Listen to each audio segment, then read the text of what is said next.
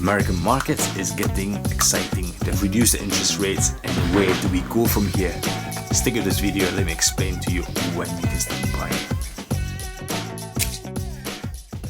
Hope you've been holding cash, and do not buy any stock and shares in the next couple of weeks, because I think it's starting to get really turbulent with Brexit going on, with slow growth in Europe, with holding rates, with the Hong Kong Wall Street going on strike, with all the troubles. And Americans reduce the interest rates not to please investors, but there's a genuine reason why they're reducing the rates, because I think they're trying to cool the boiling, plateauing economy. They're trying to avoid another bubble, so they're trying to ease and trying to relieve the pressure.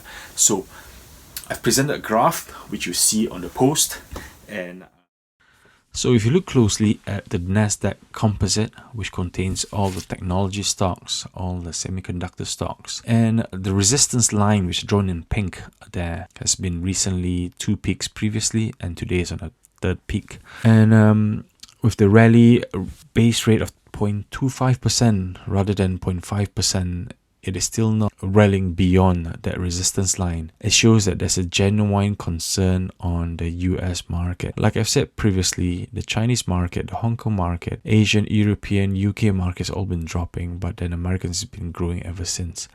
There's a genuine concern by the Federal Reserve on whether there's any more potential growth further until we clear all the issues globally. So I'm looking at a pre-correction of 15%, potentially may go down to below 7,000 basis points, where we're talking about 20%. And if everything goes wrong with oil crashing and the demand of raw materials goes down towards Q3, Q4, we might even go to a global correction. Nobody knows, we all can speculate, but I'm holding my cash for around September, October before I start buying to the US shares again. To get more cash and buy at the right time, because everything is overpriced, like I've said previously in my past videos, and they will present a good value price in the near future. So hopefully you stick with my blog on my recommended Cool's Hot Stocks recommended page, which I'll update as I go along on a weekly basis of what to buy and where to buy line.